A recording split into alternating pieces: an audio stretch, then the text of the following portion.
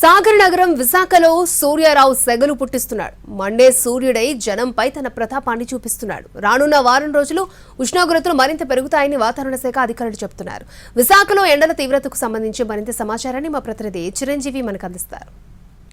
వేడి వడగాలు కొనసాగుతూనే ఉన్నాయి. రానున్న 5 రోజుల పాటు మరింత వాతావరణం వేడిగా ఉంటుంది. వేడి వడగాలు కూడా వీచే అవకాశం ఉందని వాతావరణ శాఖ అధికారులు చెప్తున్నారు. మరోవైపు మనం చూస్తున్న రోడ్లన్నీ కూడా ఈ ఎండ తీవ్రతకి ప్రస్తుతం ప్రజలు ఎవరు కూడా బయటకు వచ్చే ప్రయత్నం అయితే చేయడం లేదు.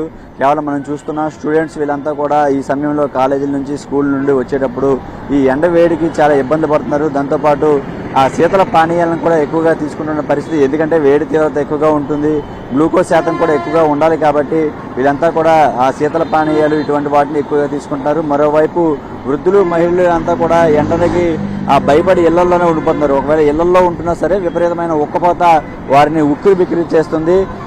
ఈ మే నెలలో వీటి తీవ్రత ఇంకా ఎక్కువగా ఉండే అవకాశం ఉంటుందని చెప్తున్నారు. ఇక నమస్తే అండి, ఇది వ్యాపారం గురించి కాదు, ఓటు గురించి. ఎన్నికల్లో ఓటు వేయడం మన హక్కు మాత్రమే కాదు, కర్తవ్యం. ఎంతో మంది మహా నేతలు శ్రమించి ప్రాణత్యాగం చేసి ఈ అవకాశాన్ని మనకిప్పించారు. అందరూ ఓటు వేద్దాం. ఎందుకంటే ఓటు హక్కు ఊరికే రాదు. నా ఓటు ఎవరికో తెలుసా? అది సీక్రెట్ అండి.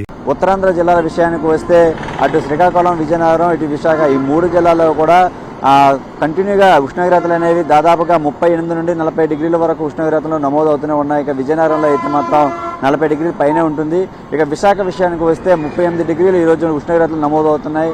హ్యూమిడిటీ వల్ల గాలిలో తేమ ఉండడం వల్ల కోస్టల్ ఏరియా కాబట్టి అది 45 డిగ్రీస్ ఉష్ణోగ్రతలు అయితే మాత్రం మనకి ఉంటున్నట్టుగా తెలుస్తుంది. ఎందుకంటే ఈ ఎండ తీవ్రతకి విపరీతమైన ఉక్కపోత, చెమట కూడా ప్రజలకి చాలా ఇబ్బంది కలిగిస్తుంది. ముఖ్యంగా మనం చూసుకోవచ్చు మార్చి, ఏప్రిల్ నెలలోనే ఇటువంటివి ఉన్నాయంటే ఇంకా మే నెలలో కూడా చాలా ఇబ్బంది ఉంటుంది. మనం చూస్తున్నాం, మన విజువల్స్ లో కూడా చూస్తున్నాం ఈ ఎండల తీవ్రతకి ప్రజలు ఎలా అల్లాడిపోతున్నారు అనేది.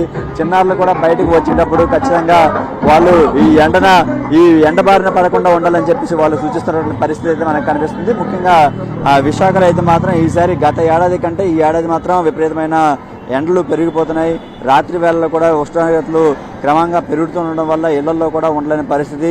ఉదయం 8 గంటల నుంచి సాయంత్రం 5 గంటల వరకు చాలా విపరీతమైన వేడి వడగాలతో పాటు విపరీతమైన ఎండ కూడా ప్రజలకైతే చాలా వరకు ఇబ్బంది కలిగిస్తుంది తెలిసి ప్రస్తుతం అయితే మనం చూసుకుంటున్నాం.